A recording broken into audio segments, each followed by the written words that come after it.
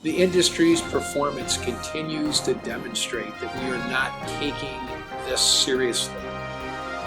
Business fitness gives us the tools and the ability to anticipate, prevent, and manage smart money versus dealing with the reaction which the industry, again, continues to go through.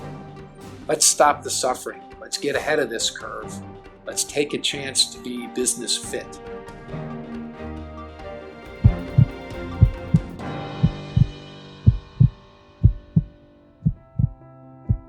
Hi, Rob. Hi, Conrad. How are you? How you doing? Great. I remember sitting right here, actually trying to get business out of you. Which isn't easy. No, it's the toughest thing in the world to get business out.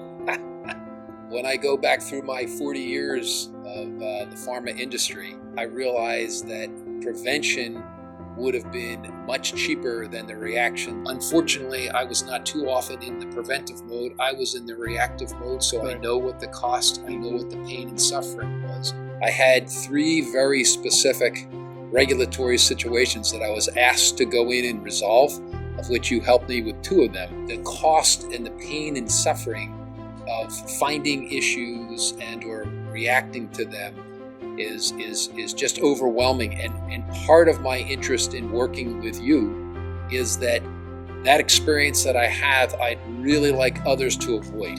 Thinking about the analogy with human fitness, you go to your doctor each year, you have whatever tests done to see how fit you are, you watch your diet, you exercise, maybe you take a couple different medications to control those factors, and you get it under control, and you avoid that heart attack or that stroke down the road. I think it's the same with business. I mean, it's identical. When I think of the reasons I ended up having to battle with my management to get understanding, generally it was because they didn't want to change. Compliance issues are very complicated. There are competing priorities. All those things that seemed to make sense at the time, in the end, it made no sense when you got into the enforcement side of observations or warning letters, because then it was, how can you fix this? How do you satisfy the FDA? And spare no expense, which is absolutely the wrong way to handle this thing. 483s can actually cost a company millions of dollars to fix.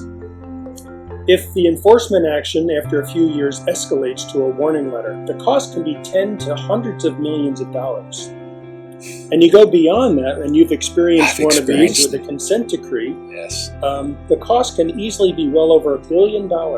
It's money, it's emotion, it's ego, it's just not understanding the fundamentals of compliance.